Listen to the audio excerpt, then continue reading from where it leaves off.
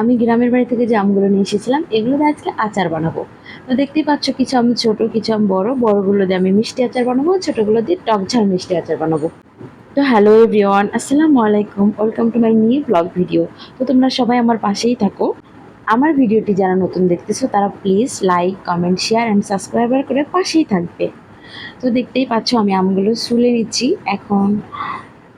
একটা একটা করে সবগুলো চুলে নেব। আর আমার ব্যাড লাক, আমার ক্যামেরাম্যান নাই, আমি একা একা ভিডিও করি। আমার আম্মুকে যদি ভিডিও ধরতে দিই একটুকু পারে না, অনেক দূর থেকে মানে ভালো হয় না আর কি। তো যাই হোক আমি একা একাই স্ট্যান্ড লাগিয়ে যা পারি তাই ভিডিও করি আর কি। তো এখন আসলে আম সব পেকে গিয়েছে, তো সব জায়গায় আমের সিজন প্রায় শেষের মধ্যে।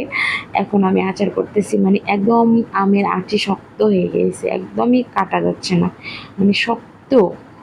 আর আমার বটিটা তো খুব বেশি ধারালো ছিল না।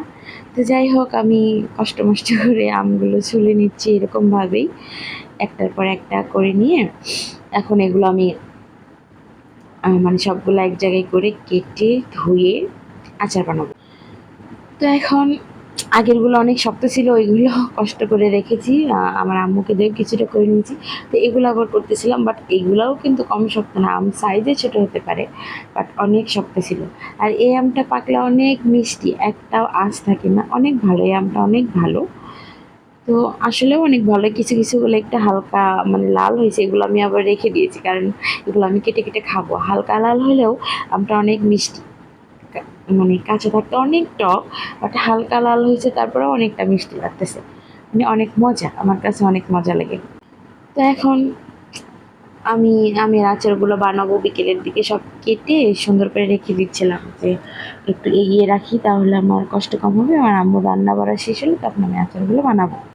তো দেখতেই পাচ্ছি এটাও কিন্তু কোনো অংশ কম শক্ত না, অনেকটা সময় লাগতেছে, অনেক কষ্ট হচ্ছে আমার।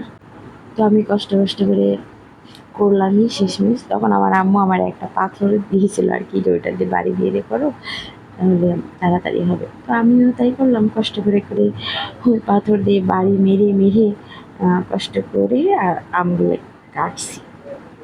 আর এটা হবে টক ঝাল মিষ্টি আচার এই ছোট আম দিয়ে, আর ওইটা হবে একদমই মিষ্টি আচার, একদম মোরব্বার মতো, মানে জেলির মতো। এটা খালি মনে হবে যে এটা আমের জেলি খাচ্ছি। এই তো আমার সবগুলো আম কাটা শেষ, মনে হচ্ছিল আমি একটা যুদ্ধে গিয়েছিলাম, যুদ্ধ জয় করে বাড়ি ফিরছি, এরকম একটা অবস্থা। তো যাই হোক আমার সবগুলো আম কাটা হয়ে গেছে, এখন এগুলো আমি সুন্দর করে ধুবো। আর এই পাশে এগুলো দেখতেছি একটু সাইজে বড়, এগুলো দিয়ে আমি মিষ্টি আচার বানাবো। তো এখন এগুলো আমি আবার সুন্দর করে পানি দিয়ে ধুয়ে নিচ্ছি। আর ওই আমগুলো আমি পানিতে ভিজিয়ে রাখছিলাম কারণ এটা প্রচুর মিষ্টি হবে, তার জন্য ভিজিয়ে রাখছি যাতে টক যে একটা আমের কষ রস থাকে ওটা বের হয়ে যায়। প্রায় 1-1.5-2 ঘন্টার মতো ভিজিয়ে রাখছিলাম। আর এটা আমি বেশি ভিজিয়ে রাখবো না, ধুয়ে এখন উঠাই রাখবো।